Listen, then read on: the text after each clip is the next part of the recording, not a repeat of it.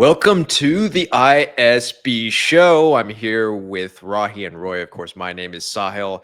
Want to wish our viewers out there a very happy Thanksgiving. And we are global show boys, but today there's an American holiday, so I feel like it's only appropriate that we talk about the U.S. men's national team and what we all can be thankful for as U.S. men's national team fans, and what U.S. men's national team fans as a whole out there can be thankful for. Nice topic. I like this. It's very uplifting. Roy, are you making anything for Thanksgiving? I don't know how to cook. Oh, that's rough. That's rough. I'm making stuffing, man. I love stuffing. That's my favorite, you know? Does anyone want to explain to our global viewers real quickly, what Thanksgiving is or what? I don't think it's worth an explanation. It's just, it's a big meal together. I think most people know. It's a kind of a strange history, but basically we all get together, sit at a table, eat turkey. I don't know why we eat turkey, Roy, and stuff. The worst of meats, man. Yeah, I'm not having it this year. There's a scandal going on in the U.S. about turkey. So what is a scandal? Yeah, we don't want to talk about it. But all right, what we do want to talk about is the U.S. men's national team, and it's been kind of a wild road. We're sometimes very critical about the U.S. men's national team on these videos. So today, I think it's only appropriate that we talk about what they can actually be thankful for, and where the team is currently and where it sits right now. We had a video a few days ago about Canada and Mexico. So how does this team fit into the region of CONCACAF? We should make a rule before we start. We cannot say anything critical or negative, because every video we're critical and negative about the national team, deservedly so. But today, it's only what we're thankful for. Okay, who wants to start it off? Well, I want to make a little tweak to what you said there, Sam. Okay, go ahead. Yeah. You said why they should be thankful, the U.S. men's national team. They should be thankful that we're still fans after a disastrous summer. That's what the heck they should be thankful for. They should be paying us to go to games at this point, man. Thanking their lucky stars that we're still watching them play. Yep. But that's all I got to say. The question on the table is, why should fans be thankful? Yeah. And that's a different question entirely. And Roy, for me, it's very simple. We finally have a global superstar, man. This kid, Mr. Jesus Ferreira. Yes! Bring him back. Christian bring him back. Christian Pulisic is a global superstar. I'm at the point now, Roy, where when you're checking the games going on abroad, right? You're tuning in. Maybe you missed the first 10 minutes of a game, or you're just looking at the score sheet just to check, right? And let's say you see the score of the game is 1-0 AC Milan. 80% of the time, that goal is scored by Christian Pulisic. We have never had a player in our history who you're so confident in the way he's performing, so confident in that he's going to turn it up in big moments. He's the best player on his team, and that's not saying something small, considering they have a little well-known player by the name of Rafael Leao. But yes, Christian Pulisic is playing better than Leao. He's an incredible, incredible player right now, Roy, and we have never had a player like this. He's like cranberry sauce on Thanksgiving, Roy. And this is new, man. We've had Christian Pulisic for the past 7-8 years. He's been a top player on our national team. He's been arguably the best player on our national team. But this is the first year where we will watch him and we expect something good to happen versus expect a total terrible performance, inconsistency. Because in previous years, it was all inconsistent. We didn't know which Christian Pulisic was going to show up. We would make jokes about it. It'd bring us great misery. Today, we watch him for club. He's great 80% of the time, which is the first time in his career he's had that level of consistency. I'm very grateful for that. But the main thing I'm grateful about, I'm shocked you didn't say that, because you said we finally have a global world class.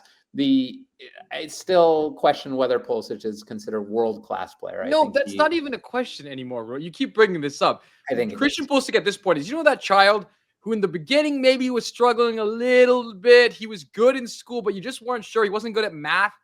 But now he's gone off and you don't worry about him anymore, right? He's gone and got a good job. He's killing it.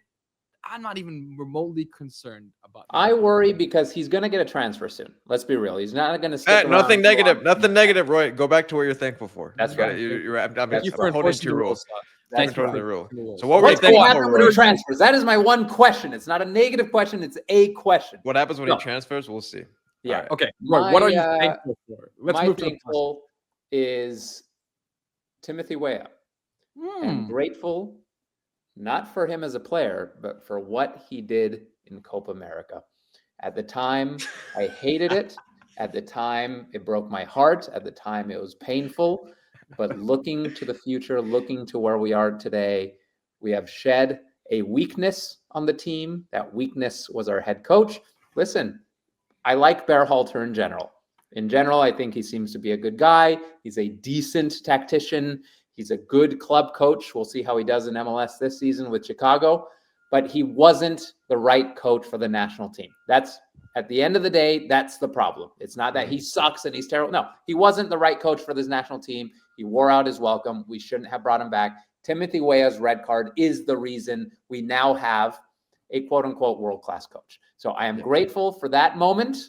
That moment changed this team. And that moment, if we fast forward a year and a half, could end up being the reason we go much further than ever before in the World Cup. So you're thankful for Moro Pochettino.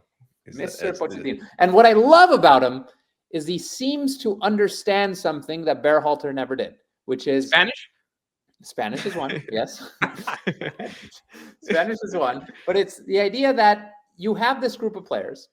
You don't have time to implement an extremely complex tactical system.